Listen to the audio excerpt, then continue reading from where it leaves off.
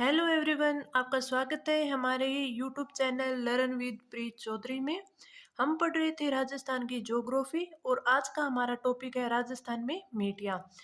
हम राजस्थान की ज्योग्राफी है वो पूरी डिटेल में पढ़ेंगे, लेकिन अभी जो एग्ज़ाम है, जो वैकेंसी है, तो उन एग्ज़ाम के अकॉर्डिंग देखते हैं कि जो भी वैकेंसी का एग्ज़ाम पहले है उसके सिलेबस के अकॉर्डिंग हम टॉपिक करते जा रहे हैं।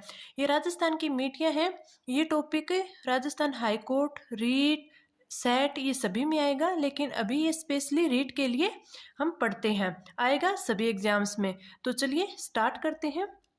राजस्थान में मीडिया है, तो मीडियों के अध्ययन को क्या कहते हैं? मीडियों के अध्ययन को कहते हैं पेडोलॉजी। मीडियों के अध्ययन को पेडोलॉजी बोलते हैं, पेडोलॉजी। और मीडियों का सर्वप्रथम जो वैज्ञानिक विभाजन है वो किसने किया था? सर्वप्रथम वैज्ञानिक विभाजन, वैज्ञानिक विभाजन ये किया था डॉक्टर बेनेट ने। डॉक्टर बेनेट ने, बेनेट ने।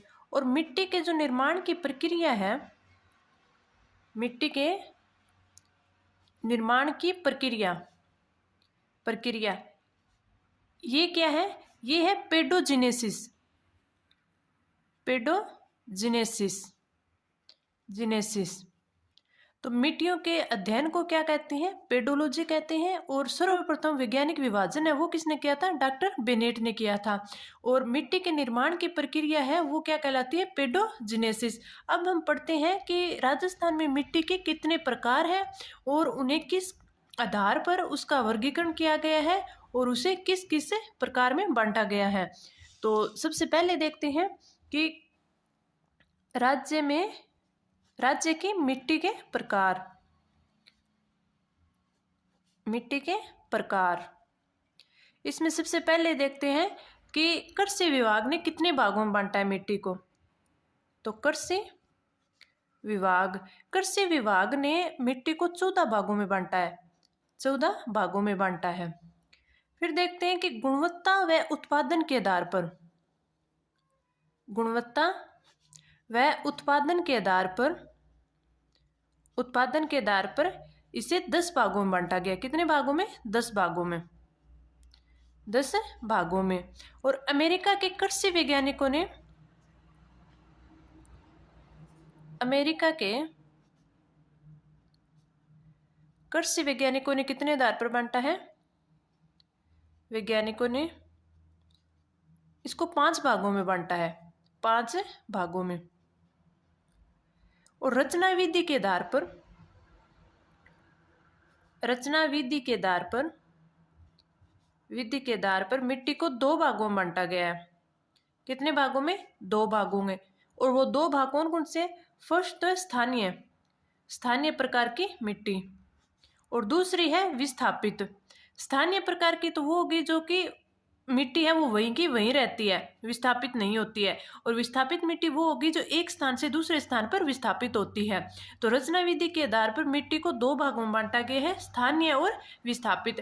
अब हम देखते हैं कि कृषि विभाग ने जो मिट्टी के प्रकार बताए हैं, 14 प्रकार बताए हैं। हमें 14 के 14 तो नहीं याद करने होते हैं, लेकिन इसमें से कुछ इंपॉर्टेंट है जो हर एग्जाम में पूछे जाते हैं, तो हम वो देखते हैं कि वो कौन कौन से प्रकार हैं। तो कृषि विभाग ने जो मिट्टी के प्रकार बताए हैं वो जो इम्पोर्टेंट है वो देखते हैं। सबसे पहले आता है साइरोजेम्स,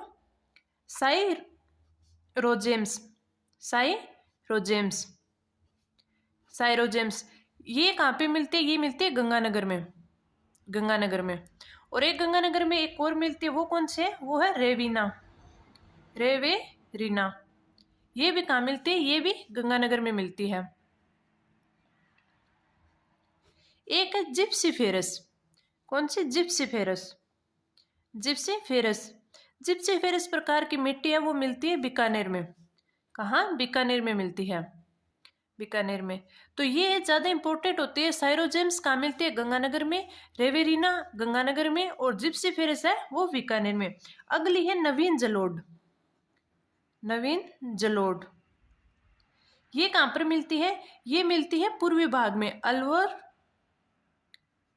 भरतपुर, सवाई माधोपुर, सवाई माधोपुर और जयपुर। जयपुर इस साइड है, एक मिलती है नवीन जलोढ़ मिट्टी। अगली है पर्वतीय मृदा, पर्वतीय मृदा। ये कहाँ पे मिलती है? ये मिलती है उदयपुर और कोटा में, उदयपुर कोटा में। फिर पीली भूरी मृदा, पीली भूरी मृदा ये कहाँ मिलती है? ये जयपुर, टोंक, सवाई माधोपुर इस क्षेत्र में मिलती है। तो जयपुर, टोंक, सवाई माधोपुर, सवाई माधोपुर, भीलवाड़ा,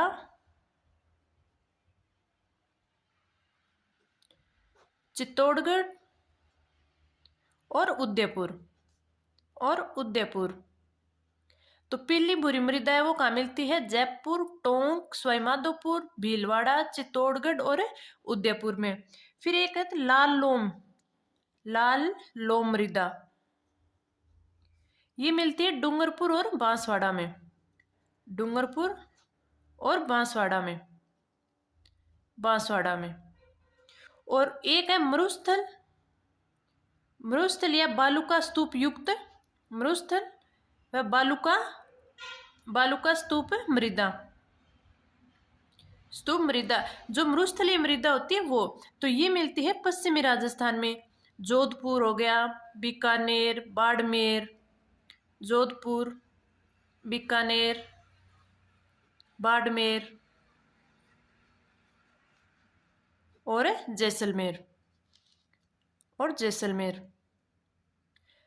तो कृषि विभाग ने जो 14 प्रकार बताए हैं मिट्टी के, उनमें से कुछ इंपॉर्टेंट है वो हमें याद रखने होते हैं। इनमें से ही एग्जाम में पूछे जाते हैं। जैसे पूछ लेते हैं साइरोजेम्स कांत की है, तो ये गंगानगर में मिलती है। रेवेरिना मिट्टी है वो गंगानगर में मिलती है। जिप्सीफेरस मिट्टी है वो बीकानेर में मिलती है। कई बार ये पूछ लेते हैं कि पीली भूरी मृदा है वो कहाँ पे मिलती है, तो वो मिलती है जयपुर, टोंक, सवाई माधोपुर, भीलवाड़ा, चित्तौड़गढ़ और उदयपुर में। कई बार ये पूछ लेती है कि लाल लाल लोम मृदा है वो कहाँ मिलती है, तो डूंगरपुर और बांसवाड़ा में। तो ये हो गए कृषि विभाग के जो कुछ इंपॉर्टेंट मिट्टियां थी वो। अब हम पढ़ते हैं गुणवत्ता व उत्पादन के आधार पर, गुणवत्ता व उत्पादन के आधार पर, उत्पादन के आधार पर। अब हमें ये 10 प्रकार की होती है, इसे 10 भागों में बांटा गया है, लेकिन हमें ये 10 के 10 भाग है वो याद नहीं करने। बस एक बार देख लेते हैं कि किस क्षेत्र में कौन सी मिट्टियां होती हैं, और ये भी देख लेते हैं कि शुरुआती कौन सी होती है, कम कौन सी होती है। जैसे ये हमारा राजस्थान है, ये हमारा राजस्थान है। तो इसमें ये देख लेते हैं कि जो लाल दोमट मिट्टी है, लाल दोमट, इसे लाल दोमट को क्या बोलते हैं? लाल लोम भी बोलते हैं, लाल लोम भी बोलते हैं। तो ये हमने अभी पढ़ा था कि ये बांसवाड़ा, डूंगरपुर, बांसवाड़ा, डूंगरपुर इस क्षेत्र में पाई जाती है। साथ में इसका उदयपुर वाला भाग भी आ जाता है। तो लाल दोमट मिट्टी ये कहाँ कहाँ पे मिलती है? ये मिलती है उदयपुर, डूंगरपुर, बांसवाड़ा और कुछ चित्तौड़गढ़ का भाग आ जाता है। फिर हम देख लेते हैं कि जो काली और मध्यम काली मिट्टी है वो कहाँ मिलती है। तो मध्यम काली मिट्टी ये मिलती है हाड़ौती क्षेत्र में, हाड़ौती क्षेत्र में ये मिलती है काली मिट्टी, जैसे कपासी मिट्टी भी बोलते हैं वो। तो ये मिलती है कोटा, बारां, झालावाड़, बूंदी इस साइड हाड़ौती प्रदेश में मिलती है काली मिट्टी। फिर इसके बाद जो मिश्रित लाल काली होती है वो मिश्रित, यानी लाल यहाँ पे होगी और काली भी यहाँ पे होगी, तो मिश्रित वाले कौन कौन से आ जाएंगे? तो मिश्रित काली के लिए, या मिश्रित लाल बोल दे, मिश्रित होती है तो वो मिल जाती है यहाँ पे भीलवाड़ा क्षेत्र में। कुछ जो उदयपुर है तो उदयपुर के इसमें पूर्वी भाग में, यहाँ पे बूंदी, तो इस साइड कौन सी मिलती है? मिश्रित काली मिट्टी मिल जाती है। फिर आती है जलोढ़ और कछारी मिट्टी, जलोढ़ और इसे ही क्या बोलते हैं? इसे ही कछारी मिट्टी बोलते हैं। तो ये मिलती है पूर्वी राजस्थान इस साइड में, यहाँ पे अलवर, अलवर, भरतपुर, भरतपुर, फिर धौलपुर, धौलपुर और करौली ये साइड होता है, तो यहाँ पे कौन सी मिलती है, यहाँ पे जलोढ़ कछारी मिट्टी बोलते हैं। ये मिट्टी होती है जो ये बनास नदी यहाँ से निकलती है, तो ये बहाकर लेके जाती है जो मिट्टी अपने साथ है, उसे वो कौन सी होती है, वो होती है जलोढ़ और कछारी मिट्टी। ये सर्वाधिक उपजाऊ मिट्टी होती है। तो जलोढ़ मिट्टी कहाँ पे होगी, पूर्वी राजस्थान में होगी। और लाल दोमट मिट्टी दक्षिणी राजस्थान में मिश्रित होगी, वो दक्षिणी और पूर्वी यानी हाड़ौती प्रदेश में मिलेगी। इसमें कुछ लवणीय मिट्टी होती है, तो लवणीय मिट्टी जो होगी जिसमें अम्लीयता होगी वो होगी, तो वो लवणीय मिट्टी यानी लूणी के क्षेत्र के जो कि जहाँ पे नमक की मात्रा अधिक होती है वहाँ पे, तो ये लूणी है वो यहाँ से आती है पश्चिमी राजस्थान में। तो इस क्षेत्र में कौन सी होगी, इस क्षेत्र में होगी लवणीय मृदा। लवणीय मृदा जैसे लूणी यहाँ से नागौर, जोधपुर, फिर जैसलमेर के थोड़ा सा जो पूर्वी हिस्सा होगा वो आएगा, पाली इस साइड यहाँ पे जो होगी वो होगी लवणीय मृदा। फिर हम देख लेते हैं कि भूरी मिट्टी। भूरी मिट्टी है वो भीलवाड़ा यहाँ पे मिश्रित हो गई, तो जो भीलवाड़ा का जो उत्तरी भाग होगा, भीलवाड़ा हो गया, फिर अजमेर हो गया, फिर टोंक हो गया, फिर सवाई माधोपुर हो गया, तो इस साइड में यहाँ पे भूरी मिट्टी होती है। जो बनास का पार्ट होता है वहां पे भूरी मिट्टी होती है। तो इसमें हम देख लेते हैं कि सर्वाधिक है वो कौन सी मिट्टी हमें पाई जाती है। जो 10 भागों में जो राजस्थान में सर्वाधिक मिट्टी है वो कौन सी मिलती है, तो सर्वाधिक मिट्टी है यानी सर्वाधिक क्षेत्रफल पर वो होते हैं रेतीली मिट्टी। सर्वाधिक क्षेत्रफल जो मिट्टी होती है वो कौन सी है, रेतीली, जिसे मरुस्थलीय मिट्टी भी बोलते हैं। रेतीली मिट्टी,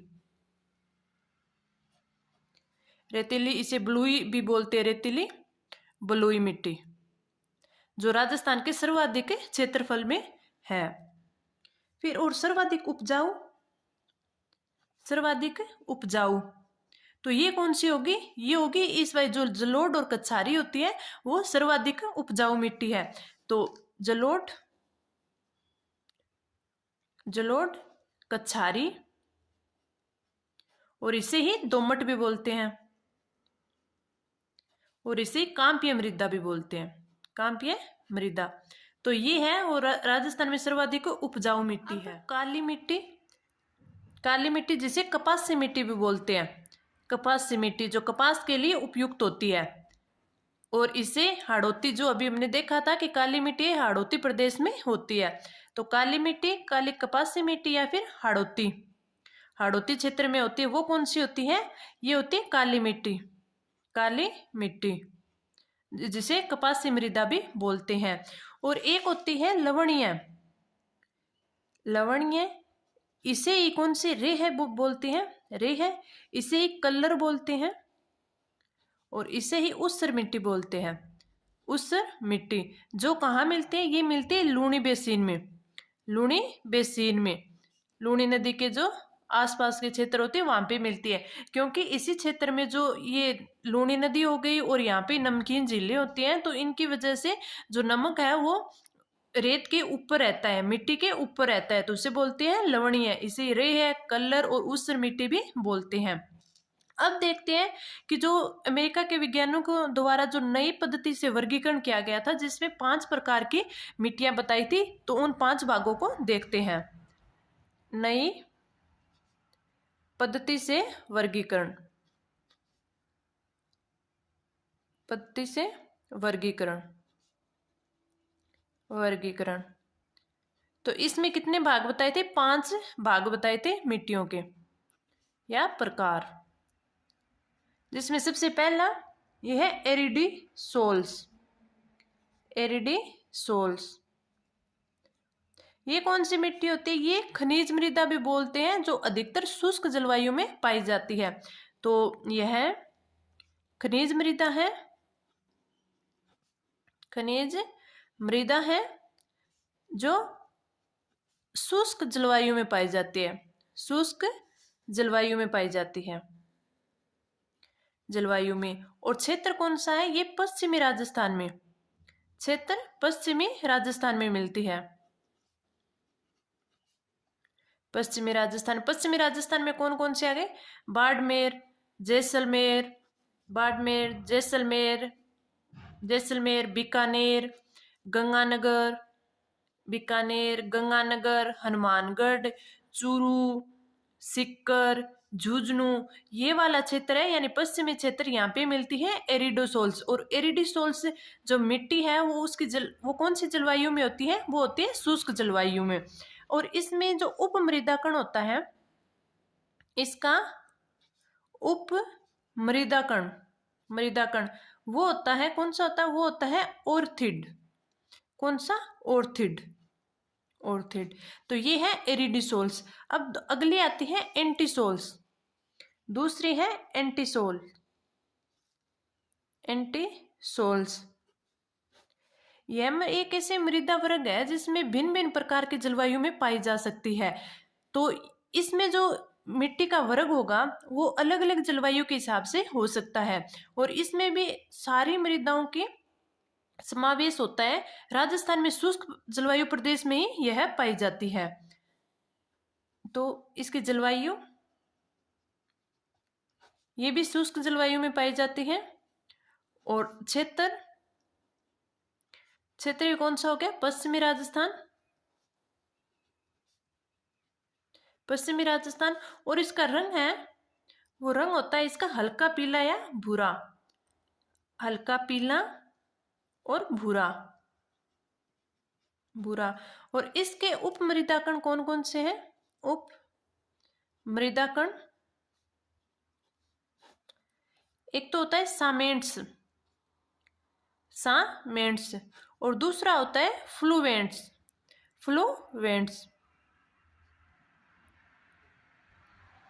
अब अगला देखते हैं एल्फिसोल्स। तीसरी है एल्फिसोल्स। ये मिट्टी है, जो मृदा का वर्ग है, ये मिट्टी मध्यम से लेकर पूर्ण विकसित होती है, यानी ये सब सर्वाधिक उपजाऊ मिट्टी है। और इसमें ओरिजिलिक संस्तर उपस्थित होते हैं, यानी कि जो मटियारी मिट्टी होती है, जो चिपचिपी मिट्टी होती है, उसकी प्रतिशत मात्रा है वो सर्वाधिक होती है। तो और इसका क्षेत्र कौन सा होता है? इसका क्षेत्र है पूर्वी राजस्थान। और इसमें जलवायु, पूर्वी राजस्थान में जलवायु कौन सी होती है? आर्द्र जलवायु होती है। आर्द्र जलवायु। और इसमें जो मिट्टी है वो पूर्ण विकसित होती है, यानी सर्वाधिक उपजाऊ मिट्टी होती है। ये सर्वाधिक उपजाऊ मिट्टी। अब अगली देखते हैं, चौथी वर्टिसोल्स। अगली है वर्टिसोल्स। इस वर्टिसोल्स में है वो अत्यधिक मात्रा में क्ले उपस्थित होता है, जिसकी वजह से ये जो मटियारी मृदा होती है, यानी मटियारी मिट्टी होती है, उसकी सारी विशेषताएं किस में होती है? वर्टिसोल्स में होती है। तो इसमें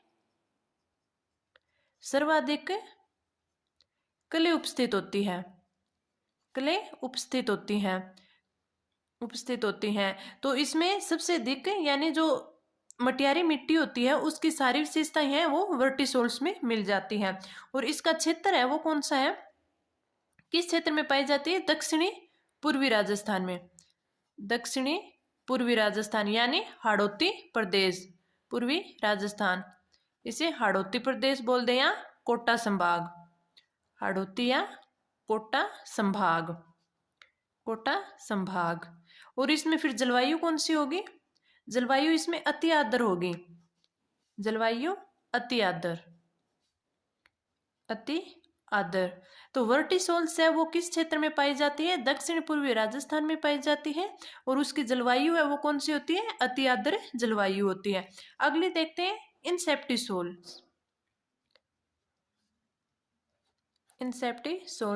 ये मृदा होती है, इसमें जलवायु होती है वो अर्ध शुष्क से आर्द्र जलवायु तक कहीं भी ये पाई जा सकती है, लेकिन शुष्क जलवायु में नहीं पाई जाती। जैसे हमारा राजस्थान है, तो पश्चिमी राजस्थान में शुष्क जलवायु होती है, और यहाँ पे जो दक्षिणी राजस्थान है यहाँ पे अर्ध शुष्क इससे ऊपर होती है, यानी पश्चिमी राजस्थान में शुष्क और यहाँ पे आर्द्र जलवायु होती है।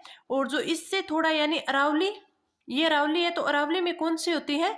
अर्ध शुष्क से आर्द्र जलवायु होती है अरावली में। तो अरावली की जो मिट्टी होगी, अरावली क्षेत्र में जो मिट्टी होती है वो कौन सी होती है? इंसेप्टिसोल्स होती है, यानी जो पथरीली मृदा होती है वो कौन सी होती है? इंसेप्टिसोल्स होती है।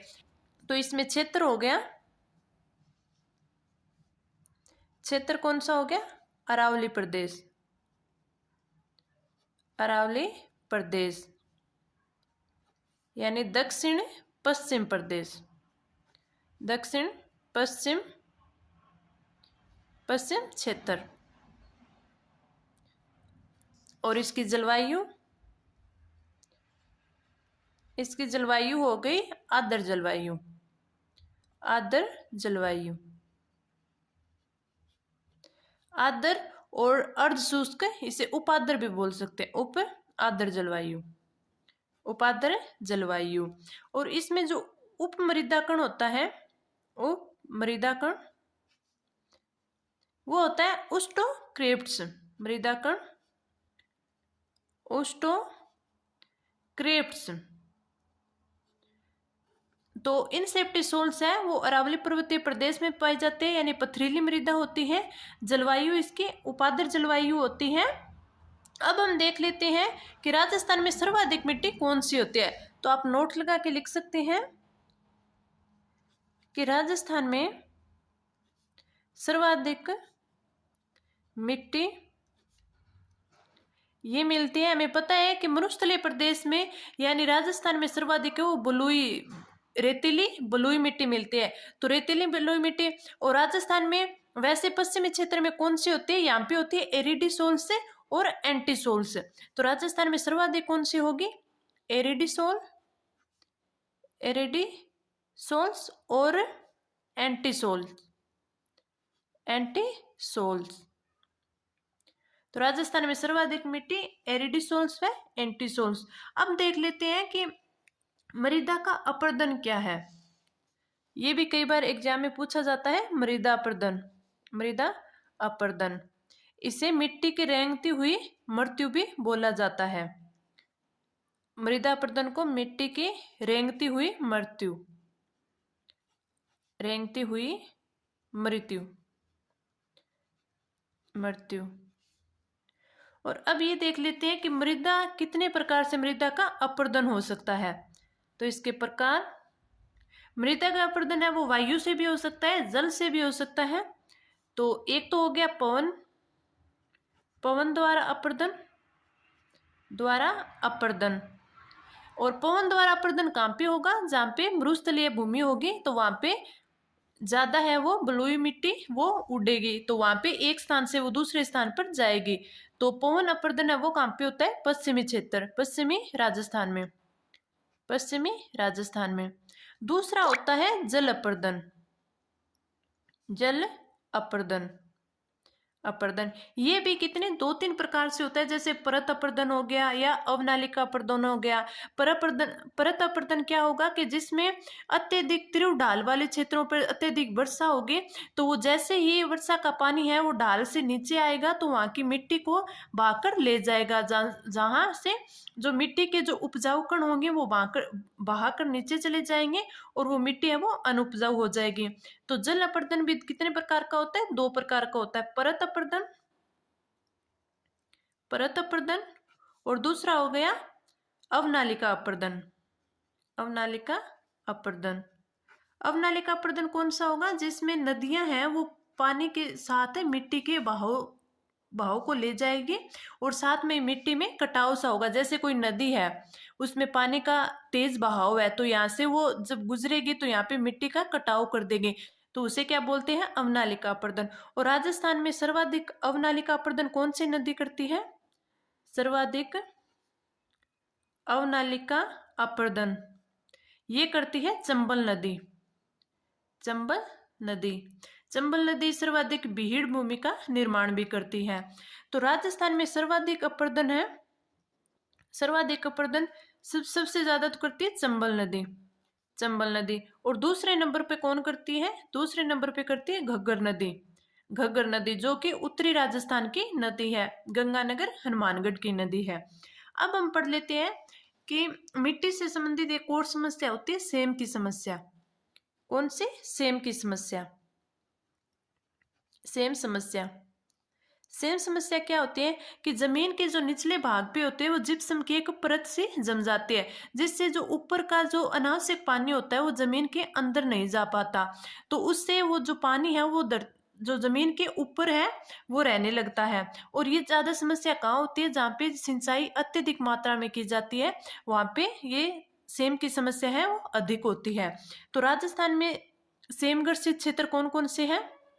सेम ग्रसित क्षेत्र एक तो है बड़ोपल गांव हनुमानगढ़ में, बड़ोपल गांव हनुमानगढ़ में, हनुमानगढ़। दूसरा है इंदिरा गांधी नहर के जो आसपास का क्षेत्र है वो, दूसरा इंदिरा गांधी नहर के आसपास का क्षेत्र, के आसपास का क्षेत्र। और तीसरा हो गया चंबल, चंबल सिंचाई का जो क्षेत्र है जहाँ चंबल से सिंचाई होती है, सिंचाई क्षेत्र। ये कई बार पूछा जाता है कि राजस्थान में सर्वाधिक सेम की समस्या कहाँ पे है, तो बड़ोपल गांव है वो सेम समस्या के कारण ही जाना जाता है। अब देख लेते हैं कि सेम समस्या से बचाव के क्या क्या उपाय हैं और क्या क्या है वो राजस्थान में चल रहे हैं। सेम समस्या से, सेम समस्या से बचाव या उपाय, उपाय। तो सबसे पहला तो है कि इंदिरा गांधी क्षेत्र है, इंदिरा गांधी नहर का जो क्षेत्र है, इंदिरा गांधी नहर क्षेत्र, वहां पे इंडो डच योजना चल रही है। कौन सी? इंडो डच योजना। ये योजना है वो हॉलैंड के सहयोग से चल रही है। सहयोग किसका इसमें? ये हॉलैंड के सहयोग से, हॉलैंड के सहयोग से। और इसमें क्या किया जा रहा है, इसमें यूकेलिप्ट्स यानी सफेदा के पेड़ लगाए जा रहे हैं। इससे यूकेलिप्ट्स यानी सफेदा के पेड़ लगाए जा रहे हैं, पेड़ लगाए जा रहे हैं। और दूसरी चंबल सिंचाई क्षेत्र में, चंबल सिंचाई क्षेत्र में क्या उपाय चल रहे हैं? इसमें सहयोग तो कनाडा का है, सहयोग कनाडा। आपको अगर ये वीडियो अच्छी लग रही है, इसमें जो हम आपको कंटेंट उपलब्ध करवा रहे हैं वो अच्छे लग रहे हैं, तो आप वीडियो को लाइक करें और कमेंट करके हमें बताएं कि आपको ये कंटेंट है वो कितना अच्छा लग रहा है और कितना आपके लिए हेल्पफुल है। और साथ में ही आप इसकी पीडीएफ पाने के लिए हमारे टेलीग्राम ग्रुप लर्न विद प्रीत चौधरी को जरूर ज्वाइन कीजिए और वीडियो को शेयर भी कीजिए अपने फ्रेंड के साथ, ताकि उन्हें भी इससे फायदा मिल सके। और साथ में ही आप हमारे चैनल को सब्सक्राइब कीजिए। तो चंबल सिंचाई क्षेत्र में है वो कौन सी योजना चल रही है? यहाँ पे चल रही है राजाद योजना। इसे राजाद भी बोलते हैं या रजाड़ भी बोलते हैं, रजाड़ योजना। योजना ये किसके सहयोग से चल रही है? ये चल रही है कनाडा के सहयोग से। अब देख लेते हैं कि राजस्थान में कुछ एंटीसोल्स तथा एरिडिसोल्स जो मिट्टी है, यानी जो कि पश्चिमी राजस्थान में, जैसे हमारा राजस्थान है तो यहाँ पे जो पश्चिमी राजस्थान है वहां पे एरिडोसोल्स और एंटीसोल से मिट्टी पाई जाती है। इसमें ज्यादातर समस्या होती है कि अम्लीय या क्षारीय होती है, अम्लीय या क्षारीयता की, क्षारीयता की अत्यधिक समस्या होती है। तो इस बारे में थोड़ा पढ़ लेते हैं कि अम्लीय मृदा कौन सी होती है, क्षारीय मृदा कौन सी होती है और इसके समस्या को दूर कैसे किया जा सकता है, यानी अम्लीय और क्षारीयता मृदा की समस्या को दूर करने के लिए किस चीज का उपयोग किया जाता है, तो वो देख लेते हैं। जो अम्लीय और क्षारीयता मृदा होती है उसका निर्धारण किस प्रकार से किया जाता है, तो इसका निर्धारण है वो पीएच मान के आधार पे किया जाता है, पीएच मान के आधार पे किया जाता है। तो इसमें पीएच मान है वो 7 होता है तो वो उदासीन मिट्टी होती है, उदासीन मिट्टी होती है। और 7 से अगर अधिक हो पीएच का मान है तो वो होती है क्षारीय मिट्टी, क्षारीयता का होता है। फिर अगर 7 से कम हो, पीएच का मान अगर 7 से कम हो तो वो होती है अम्लीय मिट्टी, उसमें अम्लीयता आ जाती है। 0 से 7 के बीच में होती है वो होती है अम्लीय मिट्टी, और 7 से 14 के बीच में होती है वो होती है क्षारीय मिट्टी। तो इस अम्लीयता को कैसे ठीक किया जा सकता है, मिट्टी की अम्लीयता को? इस समस्या को खत्म करने के लिए इसमें रॉक फॉस्फेट मिलाया जाता है, रॉक फॉस्फेट, और साथ में चूना तथा चूना डाला जाता है। चूना डाला जाता है जिससे मिट्टी की अम्लीयता को दूर किया जाता है। और क्षारीयता को कम करने के लिए या दूर करने के लिए क्या किया जा सकता है, इसमें जिप्सम मिलाए जाते हैं। जिप्सम तथा जो गवार और ढेंचे की जो फसल होती है उसको जमीन में ही दबा दिया जाता है, तथा गवार तथा ढेंचे, जो ढेंचा की फसल होती है उसे खेत में ही दबा दिया जाता है, खेत में दबाया जाता है जिससे अम्लीयता है वो तो रॉक फॉस्फेट और चूना से खत्म की जाती है, और क्षारीयता है उसे जिप्सम तथा ग्वार तथा ढेंचे की फसल को खेत में दबाकर उसे खत्म की जा सकती है। अब हमारे राजस्थान में मृदा के स्वास्थ्य के लिए एक योजना चली थी। कौन सी? मृदा स्वास्थ्य योजना। अगर हम मिट्टी का टॉपिक कर ही रहे हैं तो इसे पूरी तरह से कंप्लीट करें, जिससे एक भी क्वेश्चन है, चाहे हमारे करंट से पूछ ले या मिट्टी से रिलेटेड पूछ ले या मिट्टी में जो भी समस्या होती है उससे रिलेटेड पूछ ले, तो वो कोई भी क्वेश्चन हमारा गलत ना हो। तो मृदा स्वास्थ्य योजना ये कब स्टार्ट हुई? ये हुई 19 फरवरी 2015 में। और कहाँ से स्टार्ट की गई? ये की गई सूरतगढ़ गंगानगर से इसे स्टार्ट किया गया, गंगानगर से। और इस योजना में क्या किया गया? इस योजना में जो मृदा है वो मृदा स्वास्थ्य कार्ड वितरित किए गए थे कृषकों को, और साथ में प्रत्येक 4 वर्ष में ये बोला गया कि जो किसान है वो अपनी मिट्टी की जांच करवाए, उस मिट्टी की जांच के हिसाब से उसमें जो भी खाद वगैरह डालनी होती है वो डाले, जिससे मृदा का उपजाऊपन बढ़ेगा और फसल है अच्छी होगी। इसमें एक ध्येय वाक्य दिया गया था, वो कौन सा था? वो था स्वस्थ धरा और खेत हरा, ये इसका ध्येय वाक्य था। तो कई बार पूछ लेते हैं कि मृदा स्वास्थ्य योजना है वो कब स्टार्ट की गई? 19 फरवरी 2015 में सूरतगढ़ गंगानगर से की गई, और इसका वाक्य क्या था? स्वस्थ धरा खेत हरा। और इसमें क्या दिए गए थे? इसमें मृदा स्वास्थ्य कार्ड दिए गए थे, स्वास्थ्य कार्ड। इस कार्ड से किसान कभी भी अपने जो जमीन है, अपनी भूमि है, उसकी मृदा की जांच करवा सकता है, और 4 साल में ये नए भी बन जाते हैं। दूसरा ये है वो केंद्र सरकार की योजना, इसमें 75% राशि है वो केंद्र सरकार देगी, 75% राशि केंद्र सरकार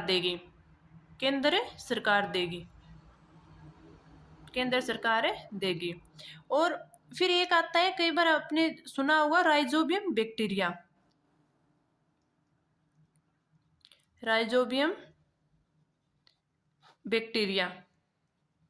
बैक्टीरिया। इसमें पूछ लेते हैं कि ये बैक्टीरिया वो कौन से पौधे में पाया जाता है? तो ये पाया जाता है दलहनी पौधे होते हैं, दलहनी पौधे उनमें पाया जाता है। और ये काम क्या करता है? ये काम करता है नाइट्रोजन स्थिरीकरण का।